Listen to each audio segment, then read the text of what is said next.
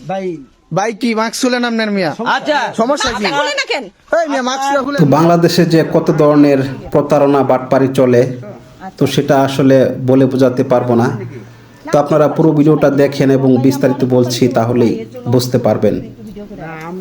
তো এক মহিলা অনলাইনে একটি 20,000 টাকা দামের অপ্পো মোবাইল অর্ডার করে।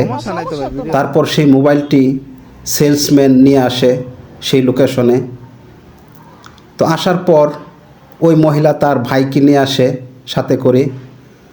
তারপর তার ভাই আসে এবং ভিডিও করে এবং সেলসম্যানকে বলে যে আপনি মোবাইলটা দেখিয়ে দেন, কি মোবাইল আনছেন বা ভালোভাবে দেখে নিই। তো এরকমভাবে অনেক জোরাজুরি করে এবং সেলসম্যানও কিন্তু দেখাতে চাচ্ছিল না। সেলসম্যান চাচ্ছিল যে না দেখে মোবাইলটা দিয়ে দিবে এবং টাকা নিয়ে যাবে, কিন্তু কোনোভাবেই তারা সেটা মেনে নিচ্ছিল না। অনেক জোরাজুরি করছিল, অনেক তর্কাতর্কি হচ্ছিল। তো কোনোভাবেই সেলসম্যান মোবাইল দেখাবে না বা বক্সের ভিতরে কী আছে বা কী নিয়ে আসছে, সে মোবাইল আনছে কি না অন্য কিছু নিয়ে আসছে, তো সেটা কোনোভাবেই সে দেখাবে না।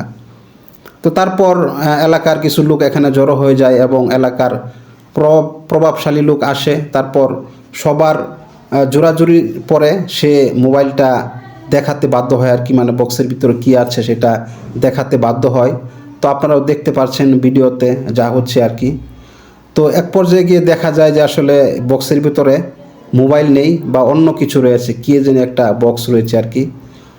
তো আসলে বর্তমান সময়ে বাংলাদেশে এমনটাই হচ্ছে।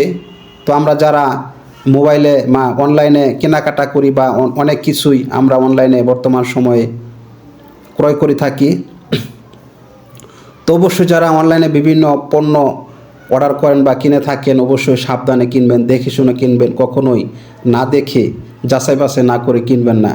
যদি কিনেন অবশ্যই প্রতারিত হবেন।